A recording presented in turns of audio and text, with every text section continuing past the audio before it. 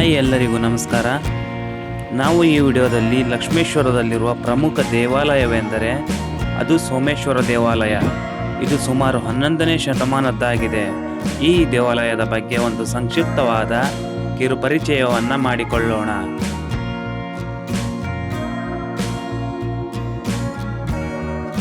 ನೀವೀಗ ನೋಡ್ತಾ ಇದ್ದೀರಲ್ಲ, ಇದು ಸೋಮೇಶ್ವರ ದೇವಸ್ಥಾನದ ಮುಂಭಾಗವಾಗಿದೆ.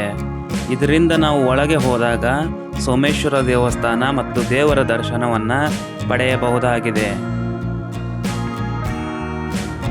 ಈ ದೇವಸ್ಥಾನವನ್ನು ಬಹಳ ಅತ್ಯದ್ಭುತವಾಗಿ ಮಾಡಿದ್ದಾರೆ. ಈ ದೇವಸ್ಥಾನವನ್ನು ನೋಡಲು 2 ಕಣ್ಣು ಸಾಲದು, ಅಷ್ಟು ನಯನ ಮನೋಹರವಾಗಿದೆ. ಹಾಗೆ ನಾವು ಈ ದೇವಸ್ಥಾನದ ಮುಖ್ಯ ದ್ವಾರದಿಂದ ಒಳಗೆ ಹೋದಾಗ 3 ಮುಖ್ಯ ದ್ವಾರಗಳನ್ನು ಹೊಂದಿರುವ ದೇವಾಲಯದ ಸಂಕೀರ್ಣವು ಎತ್ತರದ ಗೋಡೆಗಳಿಂದ ಆವೃತವಾಗಿದೆ. ಕೋಟೆಯಂತೆ ಕಾಣುತ್ತದೆ. ಇದು ಚಾಲುಕ್ಯರ ವಾಸ್ತುಶಿಲ್ಪದ ಮಾದರಿಯಾಗಿದೆ. ನೀವು ಮೊದಲೇ ನೋಡಿದ ಹಾಗೆ ಇಷ್ಟು ಉದ್ದದ ದೇವಸ್ಥಾನದ ಗರ್ಭಗುಡಿಯಲ್ಲಿ ವರ್ಷಕ್ಕೆ 2 ರಿಂದ 3 ದಿನ ಸೂರ್ಯನ ಪ್ರಕಾಶಮಾನವಾದ ಬೆಳಕು ಆ ಸೋಮೇಶ್ವರ ಮೂರ್ತಿಯ ಮೇಲೆ ಬೀಳುತ್ತದೆ. ಆ ಸೋಮೇಶ್ವರ ಮೂರ್ತಿಯ ಮೇಲೆ ಬೀಳುವ ಪ್ರಕಾಶಮಾನವಾದ ಬೆಳಕು ಯಾವ ತಿಂಗಳಲ್ಲಿ ಬೀಳುತ್ತೆ ಅಂತ ಕಮೆಂಟ್ ಮಾಡಿ ತಿಳಿಸಿ. ಲಕ್ಷ್ಮೇಶ್ವರವು ಒಂದು ಪಟ್ಟಣವಾಗಿದ್ದು ಭಾರತದ ಕರ್ನಾಟಕದ ರಾಜ್ಯದಲ್ಲಿ ಗದಗ ಜಿಲ್ಲೆಯ ಗಜೇಂದ್ರಗಡದ ಜೊತೆಗೆ ಹೊಸದಾಗಿ ರಚಿಸಲಾದ ತಾಲೂಕು ಸ್ಥಳವಾಗಿದೆ. ಇದು ಗದಗದಿಂದ ಸುಮಾರು 40 ಕಿಲೋಮೀಟರ್ ಮತ್ತು ಹುಬ್ಬಳ್ಳಿಯಿಂದ ಸುಮಾರು 55 ಕಿಲೋಮೀಟರ್ ದೂರದಲ್ಲಿದೆ. ಇದು ಕೃಷಿ ವ್ಯಾಪಾರ ಪಟ್ಟಣವಾಗಿದೆ. ಶಿವನಿಗೆ ಸಮರ್ಪಿತವಾದ ಲಕ್ಷ್ಮೇಶ್ವರ ದೇವಾಲಯ ಈ ಐತಿಹಾಸಿಕ ಪಟ್ಟಣದಲ್ಲಿ ಇತರ ಶಿವ ದೇವಾಲಯ ಸೇರಿದಂತೆ ಹಲವು ಪ್ರಮುಖ ದೇವಾಲಯಗಳಿವೆ. ಇಲ್ಲಿಯ ಪ್ರತಿಯೊಂದು ವಾಸ್ತುಶಿಲ್ಪದ ಕಲೆಯನ್ನು ನೋಡುತ್ತಾ ಅಲ್ಲಿಯೇ ನಿಂತುಕೊಳ್ಳಬೇಕು. ಆ ರೀತಿ ಇಲ್ಲಿ ವಾಸ್ತುಶಿಲ್ಪದ ಕಲೆ ಇದೆ. ಪ್ರಾಚೀನ ಕಾಲದಲ್ಲಿ ಈಗ ಇರುವಂತಹ ತಂತ್ರಜ್ಞಾನ ಇಲ್ಲದಿದ್ದರೂ ಸಹ ಅವರು ಎಷ್ಟು ಅದ್ಭುತವಾಗಿ ದೇವಸ್ಥಾನಗಳನ್ನು ಹಾಗೂ ಕಟ್ಟಡಗಳನ್ನು ಕಟ್ಟುತ್ತಿದ್ದರು ಎಂದು ನಮಗೆ ಇದನ್ನು ನೋಡಿದ ತಕ್ಷಣ ಗೊತ್ತಾಗುತ್ತೆ. ಈಗ ನೀವು ನೋಡ್ತಾ ಇರೋ ದಕ್ಷಿಣ ದ್ವಾರದ ಹೊರದ್ವಾರದಲ್ಲಿ ಬಹಳ ಅಚ್ಚರಿಯಾದ ವಿಷಯಗಳಿವೆ.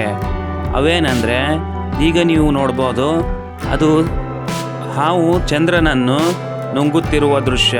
ಇದು ನುಂಗಿದರೆ ಪ್ರಳಯ ಆಗುತ್ತೆ ಅಂತ ಇಲ್ಲಿನ ಜನರ ನಂಬಿಕೆ. ಹಾಗೂ ಇಲ್ಲಿ ಅನೇಕ ಚಿತ್ರಗಳನ್ನು ಕೆತ್ತನೆಯ ಮೂಲಕ ನಮಗೆ ತೋರಿಸಿದ್ದಾರೆ. ಅದರ ಹಿಂದೆ ಒಂದೊಂದು ಕಾರಣ ಇದೆಯಂತೆ. ಇಲ್ಲಿ ಹಲ್ಲಿಯ ಚಿತ್ರ ಮತ್ತು ಪುಷ್ಪದ ಚಿತ್ರ ಹಾಗೂ ನಂದಿ ಬಸವೇಶ್ವರನ ಚಿತ್ರ ಬಹಳ ಅದ್ಭುತವಾಗಿ ಕೆತ್ತಿದ್ದಾರೆ.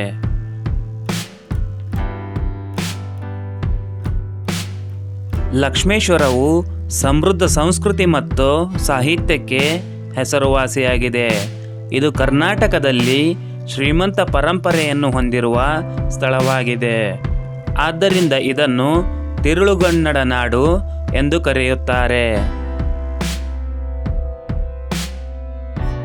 ನಿಮಗೆ ಇನ್ನೊಂದು ವಿಷಯ ಗೊತ್ತಾ? ಈ ದೇವಾಲಯವನ್ನು ಅನೇಕ ರಾಜರು ಈ ಸ್ಥಳವನ್ನು ಪೋಷಣೆ ಮಾಡಿದ್ದಾರೆ.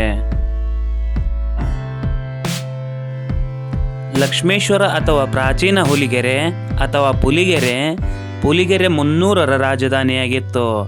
ಪುಲಿಗೆರೆ ಎಂದರೆ ಹುಲಿಗಳ ಕೊಳ. ಈ ಲಕ್ಷ್ಮೇಶ್ವರಕ್ಕೆ ಇರುವ ಹಲವು ಹೆಸರುಗಳು. ಅವುಗಳೆಂದರೆ ಪುಲಿಗೆರೆ, ಪೊರಿಗೆರೆ, ಪುರಿಕಾನಗರ ಮತ್ತು ಪುಲಿಕಾನಗರ.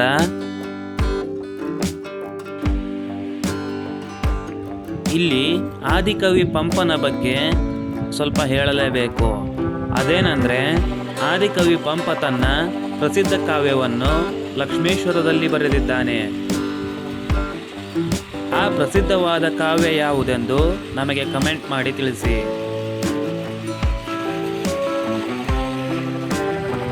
ದೇವಾಲಯದ ಸಂಕೀರ್ಣದ ಮಧ್ಯದಲ್ಲಿ ಸೋಮೇಶ್ವರ ದೇವಾಲಯವಿದೆ. ಮುಖ್ಯವಾಗಿ ಶಿವನಿಗೆ ಸಮರ್ಪಿತವಾದ ಅನೇಕ ಸಣ್ಣ ದೇವಾಲಯಗಳಿಂದ ಆವೃತವಾಗಿದೆ.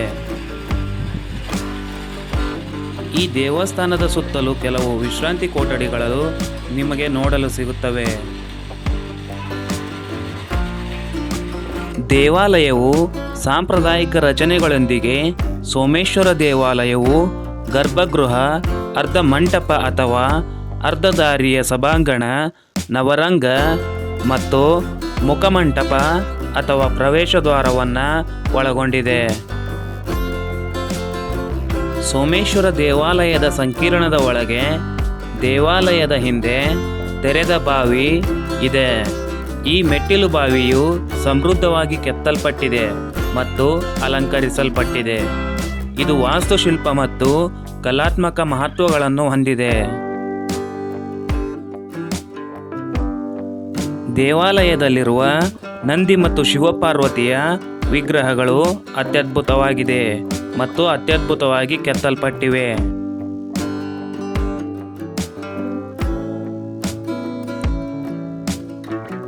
ಈ ವಿಗ್ರಹಗಳನ್ನು ಸೌರಾಷ್ಟ್ರ ಸೋಮೇಶ್ವರ ಎಂದು ಕರೆಯುತ್ತಾರೆ, ಏಕೆಂದರೆ ಈ ವಿಗ್ರಹವನ್ನು ಸೌರಾಷ್ಟ್ರದಿಂದ ಶಿವಭಕ್ತರೊಬ್ಬರು ತಂದು ಲಕ್ಷ್ಮೇಶ್ವರದಲ್ಲಿ ಸ್ಥಾಪಿಸಿದ್ದಾರೆ. ನೀವು ಎಲ್ಲೇ ಹೋದರೂ ಆ ಪರಶಿವನ ಸೋಮೇಶ್ವರ ದೇವಸ್ಥಾನದಲ್ಲಿ ನಂದಿಯ ಸಮೇತ ಶಿವಪಾರ್ವತಿಯು ನಂದಿಯನ್ನು ಏರಿ ಬರುವಂತಹ ಮೂರ್ತಿಗಳನ್ನು ಎಲ್ಲಿಯೂ ಸಹ ನೀವು ನೋಡೋದಿಲ್ಲ.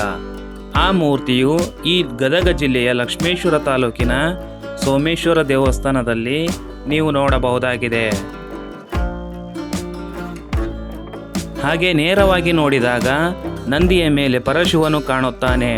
ಪರಶಿವನ ಹಿಂದೆ ಪಾರ್ವತಿಯು ಸಹ ಇದ್ದಾಳೆ. ಪಾರ್ವತಿಯು ಕಾಣುವುದಿಲ್ಲ ಎಂದು ಪಕ್ಕದಲ್ಲಿ ಕನ್ನಡಿಯನ್ನು ಇರಿಸಿದ್ದಾರೆ, ಭಕ್ತರಿಗೆ ಆಶೀರ್ವಾದ ಸೇರಲಿ ಎಂದು. ಇನ್ನೊಂದು ಪ್ರಮುಖವಾದ ವಿಷಯ ಏನೆಂದರೆ, ಇನ್ಫೋಸಿಸ್ ಅಧ್ಯಕ್ಷರಾದ ಡಾಕ್ಟರ್ ಸುಧಾಮೂರ್ತಿಯವರು ಈ ದೇವಸ್ಥಾನಕ್ಕೆ ಜೀರ್ಣೋದ್ಧಾರಕ್ಕೆ ಕೋಟಿ ಹಣವನ್ನು ಕೊಟ್ಟಿದ್ದಾರೆ ಹಾಗೂ ಈ ದೇವಸ್ಥಾನವನ್ನು ಜೀರ್ಣೋದ್ಧಾರ ಮಾಡಲಾಗಿದೆ. ಹಾಗೆ ಮುಂದೆನೂ ಸಹ ವಿಡಿಯೋ ತುಂಬ ಇಂಟ್ರೆಸ್ಟಿಂಗ್ ಆಗಿದೆ. ಈ ವಿಡಿಯೋವನ್ನು ನೀವು ಕೊನೆಯವರೆಗೂ ನೋಡಿ ಹಾಗೂ ನಿಮಗೆ ಕೊನೆಯಲ್ಲಿ ನಾನು ಸಿಗ್ತೀನಿ. ಸೋಮೇಶ್ವರ ದೇವಾಲಯದ ಸಂಕೀರ್ಣದಲ್ಲಿ ಅನೇಕ ಕನ್ನಡ ಶಾಸನಗಳಿವೆ. 50ಕ್ಕೂ ಹೆಚ್ಚು ಶಿಲಾಶಾಸನಗಳು ಸಾಂಸ್ಕೃತಿಕ ಪ್ರಾಮುಖ್ಯತೆಯನ್ನು ತೋರಿಸುತ್ತವೆ. ನೀವು ಈ ವಿಡಿಯೋದಲ್ಲಿ ಅವುಗಳನ್ನು ವೀಕ್ಷಣೆ ಮಾಡಬಹುದಾಗಿದೆ.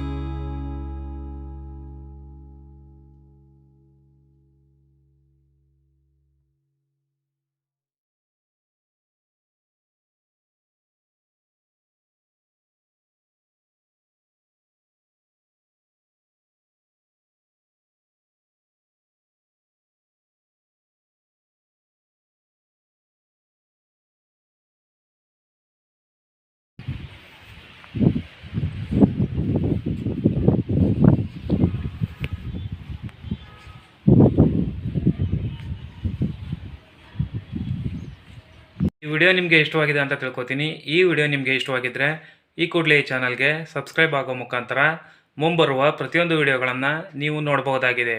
ಮತ್ತೊಂದು ವಿಡಿಯೋದೊಂದಿಗೆ ಸಿಗ್ತೀನಿ. ಅಲ್ಲಿವರೆಗೂ ಟೇಕ್ ಕೇರ್. ಬಾಯ್ ಬಾಯ್.